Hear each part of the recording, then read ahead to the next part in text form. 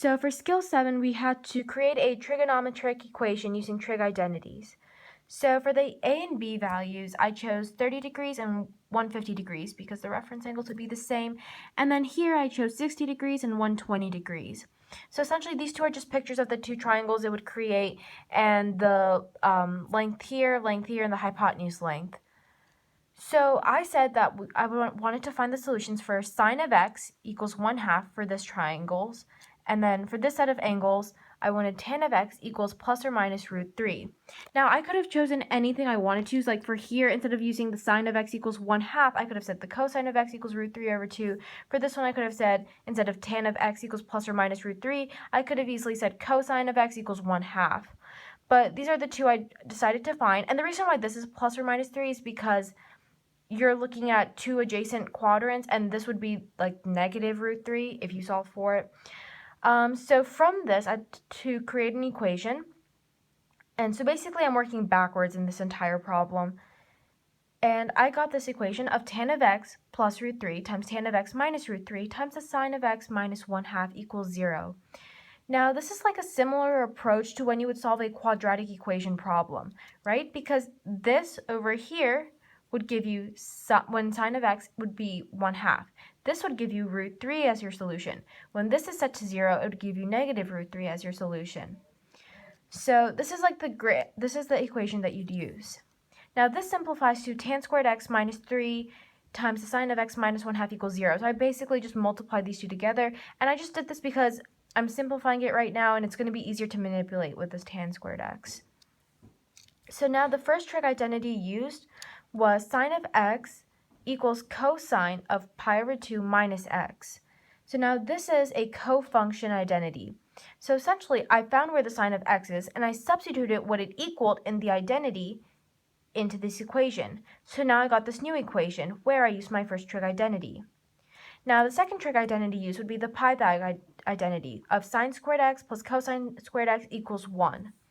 So what I did was I looked at this negative 3 as minus 3 times 1. Therefore, I substituted the sine squared x plus cosine squared x into this 1 and then distributed the negative 3 when I expanded it. So this got me minus 3 sine squared x minus 3 cosine squared x. And so now this equation has two trig identities used. Now the third trig identity I used was cosine of 2x equals 2 cosine squared x minus 1. However, since I didn't have a cosine of 2x in this equation, but I had a cosine squared x, I manipulated this identity to get cosine squared x equals cosine 2x plus 1 divided by 2. Now this is actually a half angle identity.